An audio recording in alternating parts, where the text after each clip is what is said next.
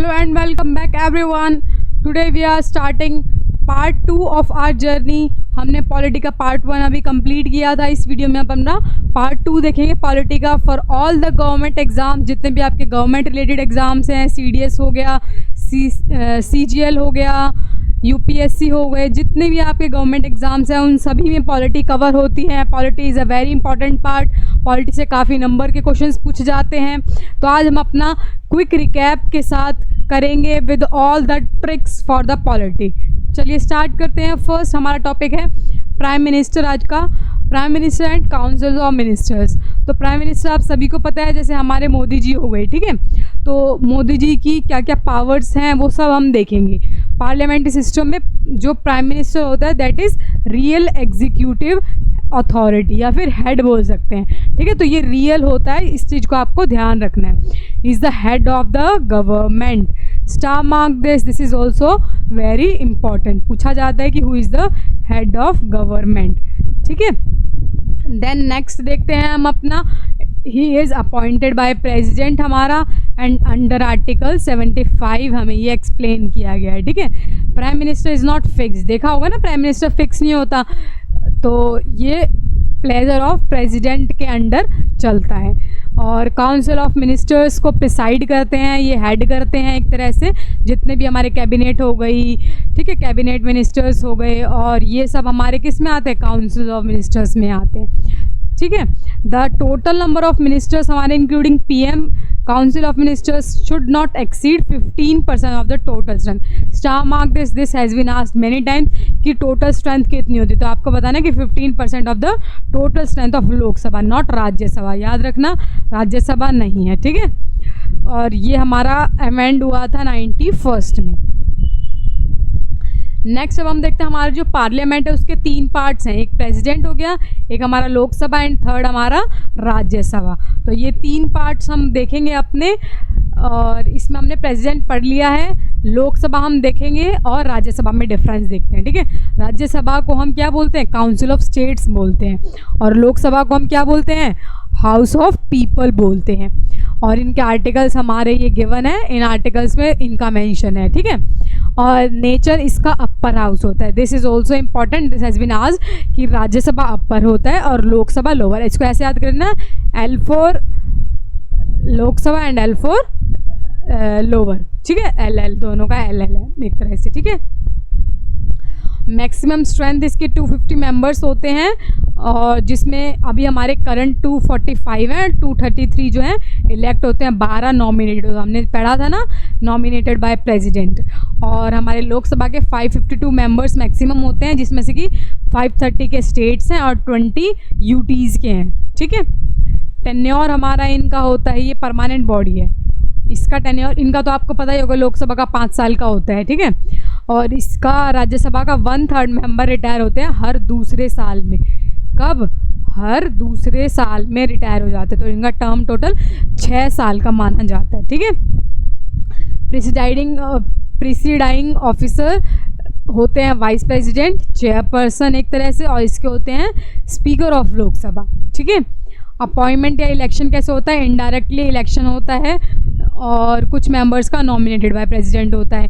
इसमें हम जो आप वोट दे के आते हो ना जाके कि भाई हम तो BJP की वोट देंगे या फिर आम आदमी की दे रहे हो, तो ये सब हमारी जो वोट्स हैं ये किसकी हैं, जो आप डायरेक्ट वोट जाते हो, लोकसभा की वोट्स हैं, ठीक है.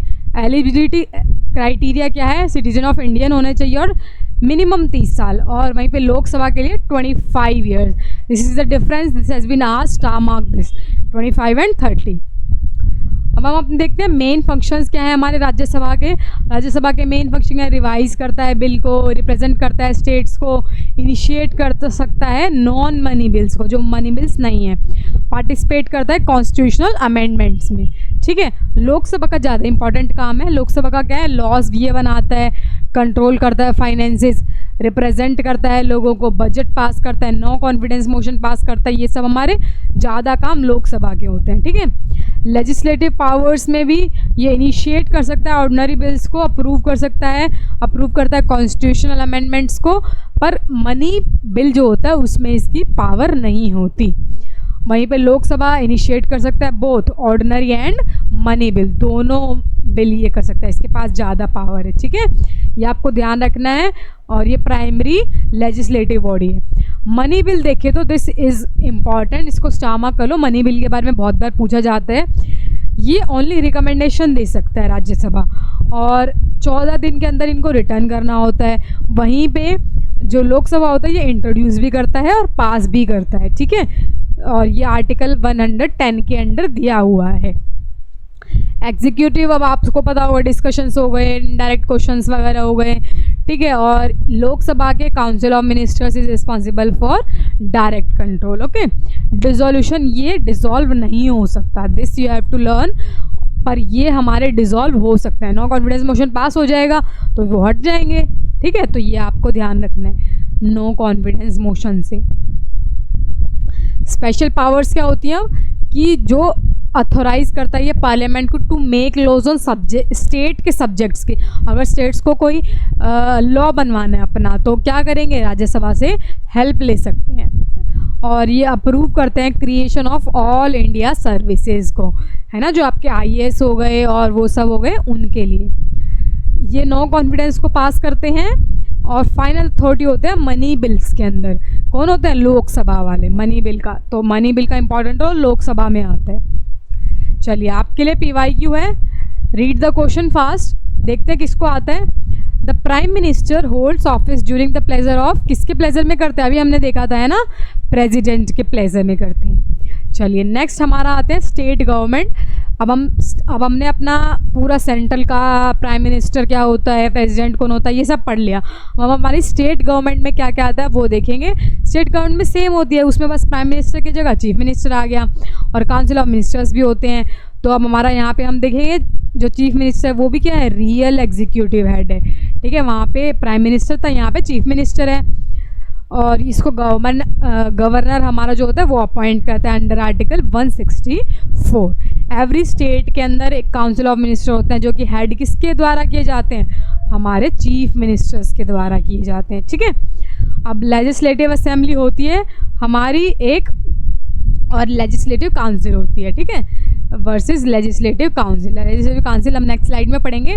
अभी हम पढ़ते हैं हमारी लेजिस्लेटिव असेंबली, जिसको हम क्या बोलते हैं, विधानसभा भी बोलते हैं, है ना, पता होगा ये विधानसभा। और इसको लोअर हाउस भी कहा जाता है, just like what, just like हमारे जितने भी लोकसभा थे, ओके। और इसमें 500 से ज़्यादा मेंबर नहीं होने चाहिए और 60 से कम नहीं होने चाहिए। In case of Arunachal Pradesh, Sikkim, Goa, minimum number is fixed at 30। ये आपको ऐसे पूछते तो नहीं है, बट फिर भी आपकी नॉलेज के लिए थोड़ा सा पता होना चाहिए। एज इसमें होनी चाहिए कितनी, 25 ईयर्स से लेस नहीं होनी चाहिए, not less than 25 years, okay. चलिए नेक्स्ट देखते हैं हमारा लेजिस्लेटिव असेंबली। ऑफकोर्स ही बात है, अब लॉज बनाएगी, जितने भी हमारे लॉज होंगे, ठीक है, स्टेट और कॉन्करेंट लिस्ट के मेंबर्स इसमें डायरेक्टली इलेक्ट होते हैं। अब आप अपने जौन सी स्टेट की में आप रहते हो उसका आपको नाम लिखना है, और उसका जो CM है वो नाम लिखना है। तो जो CM होता है उसको आप वोट देने जाते हो ना, तो वो वोट आप डायरेक्ट वोट देने जाते हो, तो वही हम इलेक्ट करते हैं किसमें, अपने लेजिस्लेटिव असेंबली में, ठीक है। 5 साल के लिए इनका होता है, जब तक या फिर जो गवर्नर है वो डिसॉल्व नहीं कर सकता। Now this is the important question, ये आपको ध्यान रखना है कि ये बहुत बार पूछा जाता है, ठीक है।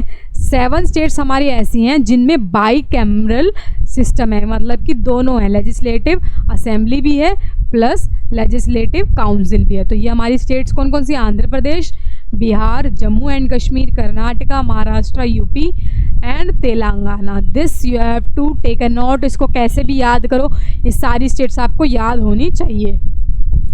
नेक्स्ट हमारा आ गया है लेजिस्लेटिव काउंसिल। लेजिस्लेटिव काउंसिल को हम क्या बोलते हैं, अपर हाउस बोलते हैं, लाइक राज्यसभा अभी हमने देखा था। ये परमानेंट हाउस होता है अंडर आर्टिकल 169, ठीक है। इसकी जो टोटल नंबर होते हैं that should not exceed 1/3 of the total strength, ठीक है। और इसके जो मेंबर्स हैं दैट शुड नॉट, उसकी स्ट्रेंथ 40 से कम नहीं होनी चाहिए एक्सेप्ट जम्मू एंड कश्मीर, ठीक है, दिस इज़ एक्सेप्शनल। और टेन्योर इनका अभी हमने देखा था, जैसे राज्यसभा में 6 साल इनका भी टेन्योर होता है, और रिटायर कर जाते हैं हर दूसरे साल में। This you have to take a note, retire every 2 years।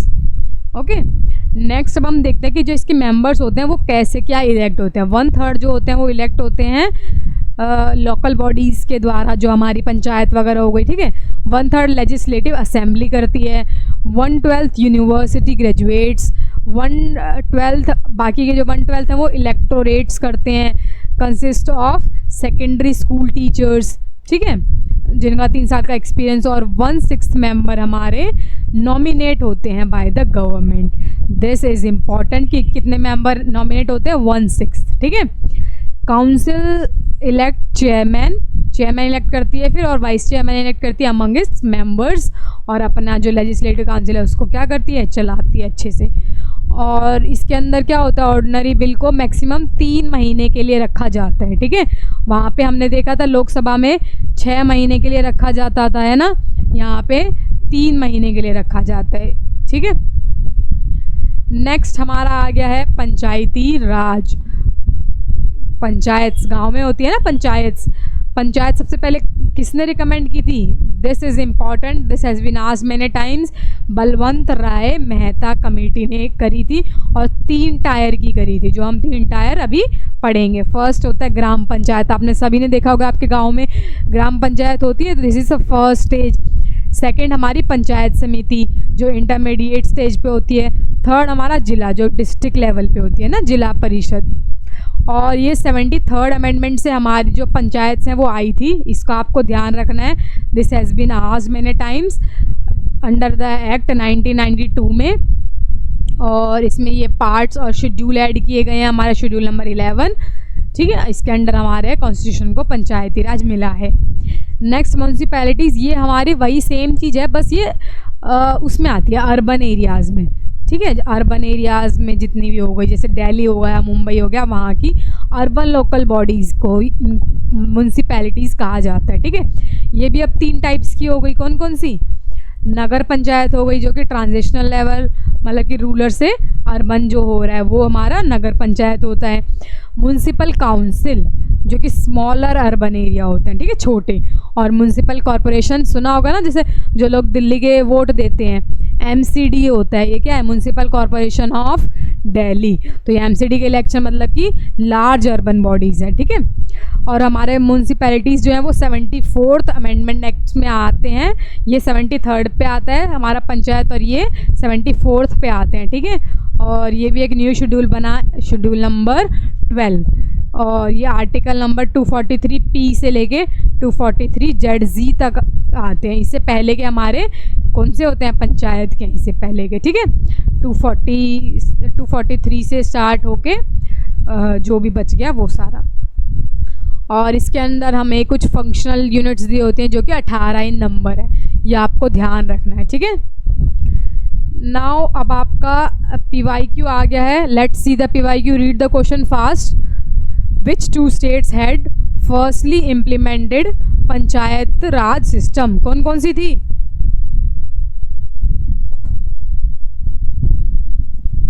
Tell me in the comment session, किस किस को पता है, fast. Which of the 2 states had firstly implemented panchayati raj system. चलिए इसका आंसर देखते हैं हमारा, इसका आंसर है राजस्थान। यस, जिन्होंने भी राजस्थान एंड आंध्र प्रदेश लगाया है दे आर राइट, ओके। चलिए नेक्स्ट क्वेश्चन देखते हैं हमारा, पार्लियामेंट्री कमिटीज़। इससे भी बहुत क्वेश्चंस पूछे जाते हैं, तो ये आपको याद होने चाहिए, इंपॉर्टेंट टॉपिक है, ठीक है।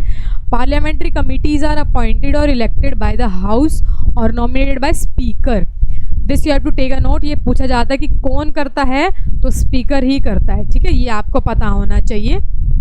इसके अलावा अगर हम देखें तो हमारी इंपॉर्टेंट फाइनेंशियल कमिटीज़ कौन कौन सी है पार्लियामेंट की, उनमें से सबसे ज़्यादा क्वेश्चंस पूछे जाते हैं, जिसमें कि फर्स्ट है हमारी public accounts committee, estimate committee और a committee on public undertaking. ये 3 कमेटी हैं सिर्फ, और हम इम्पॉर्टेंट ही क्वेश्चंस करवा रहे हैं आपको जिसमें से बार बार पूछे जाते हैं, तो आपको ये 3 याद रखनी है, ठीक है। इनके टोटल मेंबर्स ये वाली जो 2 हैं ये मोस्टली सेम है, फर्स्ट एंड थर्ड, ठीक है। इसमें भी 22 मेंबर हैं, देखो इसमें भी 22 मेंबर हैं, और लोकसभा और राज्यसभा के 15-17 और ये 15-17, ठीक है। जो 22 मेंबर्स हैं इन्हीं का बताया गया है। और इस वाले में जो एस्टिमेट कमेटी है इसमें 30 मेंबर्स हैं, ये आपको याद रखना है। 30 के 30 कहाँ से हैं? लोकसभा से हैं, ठीक है। अब ये पब्लिक अकाउंट कमेटी है जो ये कैग रिपोर्ट को एनालिसिस करती है, ये आपको पूछा जा सकता है, आपको पता होना चाहिए। एस्टिमेट, अब बजट को एस्टिमेट करेगी, और public undertaking examine accounts of public sector, ठीक है। Next is also very important, difference between supreme court and high court. अब सुप्रीम कोर्ट और हाई कोर्ट किस किस को पता है? चलिए देखते हैं। सुप्रीम कोर्ट और high court, principal court of justice होता है हमारा सुप्रीम कोर्ट, और इसको हेड करता है हमारा कौन? Chief justice of India. वहीं पे हमारा हाई कोर्ट ये सेम है, बस इसमें बस स्टेट का डिफरेंस आ जाएगा कि ये स्टेट का है और ये इंडिया का है, मतलब हमारी कंट्री का है। तो ये इसमें हो जाएगा हेड कौन? चीफ जस्टिस ऑफ स्टेट इसका हेड हो जाएगा। नंबर ऑफ कोर्ट्स हमारे हाई कोर्ट सुप्रीम कोर्ट तो सिर्फ और सिर्फ एक सुप्रीम कोर्ट है पूरे इंडिया का, ठीक है। हाई कोर्ट्स हमारे कितने हैं? 24 हाई कोर्ट्स हैं, और एक हाई कोर्ट 2 से ज़्यादा स्टेट्स के लिए भी हो सकता है।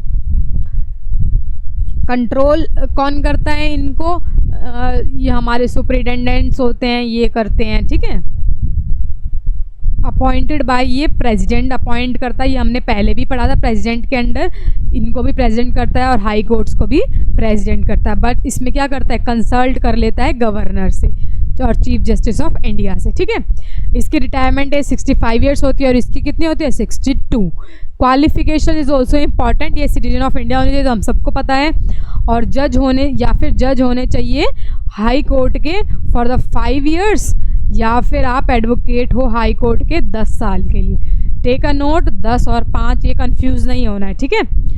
और यहीं पे अगर हम हाई कोर्ट का देखें तो हाई कोर्ट में आप judicial office of the territory of India 10 साल का एक्सपीरियंस होना चाहिए, ठीक है। ये आपको अच्छे से ध्यान होना चाहिए।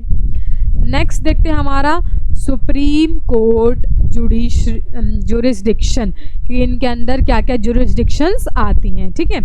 हमारी पहली है ओरिजिनल में क्या पावर मिलती है इनको?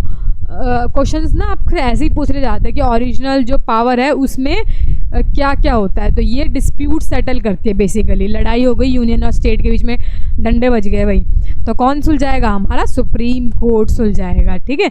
या फिर बिटवीन स्टेट्स भी हो सकता है, मतलब स्टेट्स की लड़ाई किसी के साथ भी, या यूनियन की लड़ाई की आपस में, तो वो सब सुलझाता है ओरिजिनल के अंडर सुप्रीम कोर्ट, ठीक है।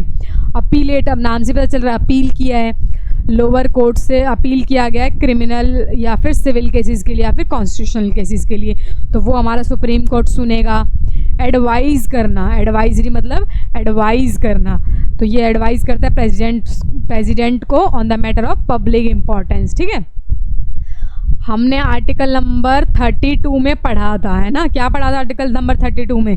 कि जो रिट्स होती हैं वो इशू की जाती हैं। अब ये रिट्स कौन इशू करता है?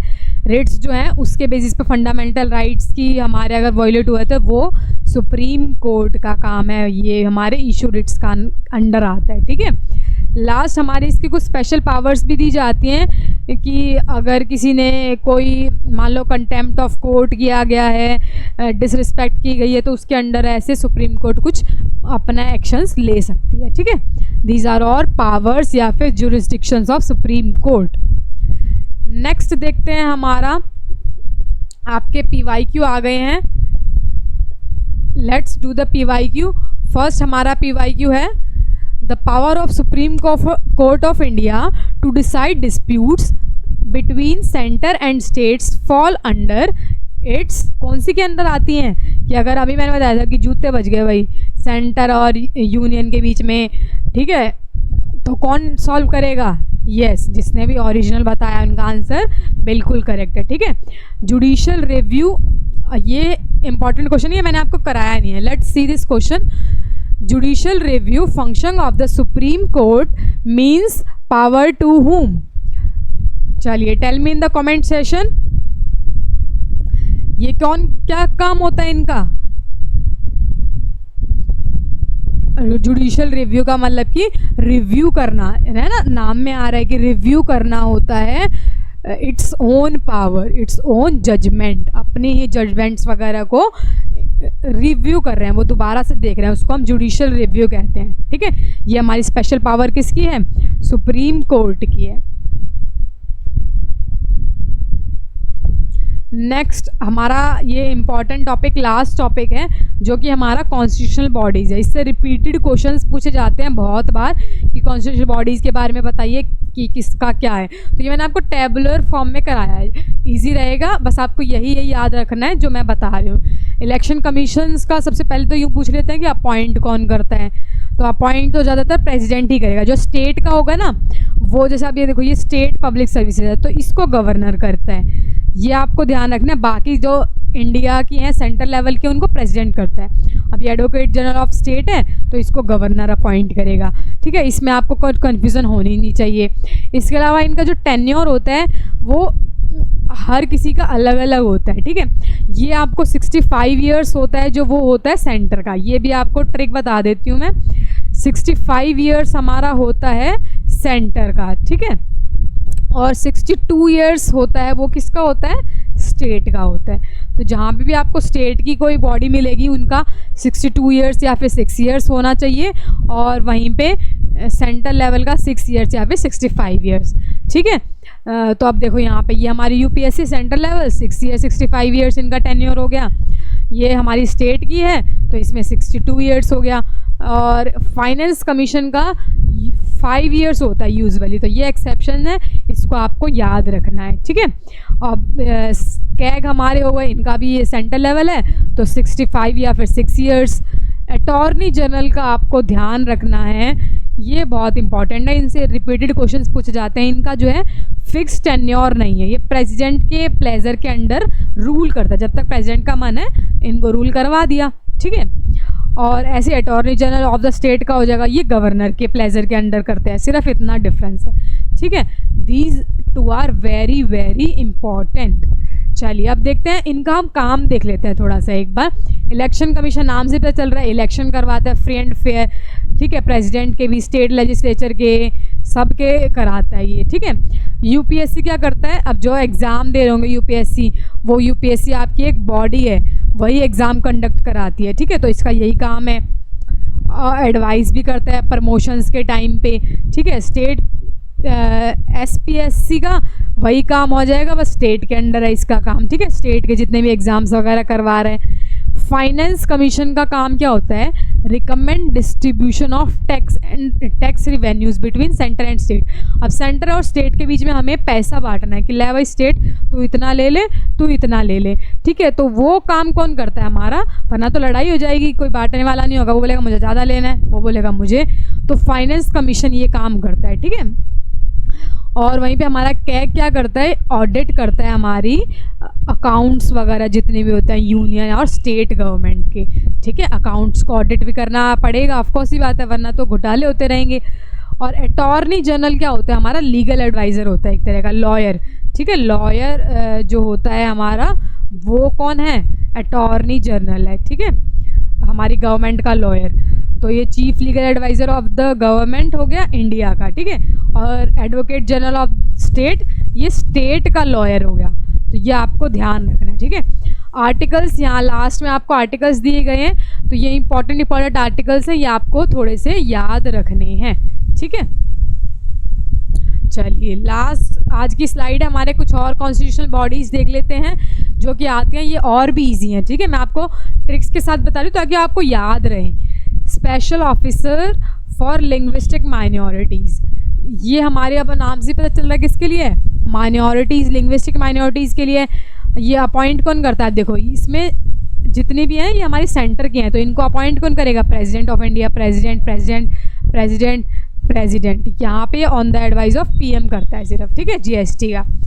तो जितनी भी मैंने बताया था आपको सेंटर की होंगी तो वो कौन करेगा, ऑफकोर्स प्रेसिडेंट करेगा। वहीं पे अगर ये स्टेट की होती, नेशनल कमीशन फॉर एससीज फॉर स्टेट, तो उसको गवर्नर कर देता, ठीक है। अब जो लिंग्विस्टिक माइनॉरिटीज़ का होता है ना, उसका तो टेन्योर फिक्स नहीं होता, ये आपको ध्यान रखना है सिर्फ कि लिंग्विस्टिक माइनॉरिटीज़ का फिक्स नहीं होता। बाकी जितनी भी है, एससीज की कमीशन हो गई, एसटी की हो गई, बैकवर्ड की हो गई, इन तीनों का कौन है हमारा 3 साल का टेन्योर है, ठीक है, ये याद रखना है आपको। नेशनल कमीशन फॉर एससीज का, एससीज के लिए होती है, शेड्यूल कास्ट के लिए, एसटी शेड्यूल ट्राइब्स के लिए, और बैकवर्ड्स ओबीसीज वगैरह के लिए, ठीक है।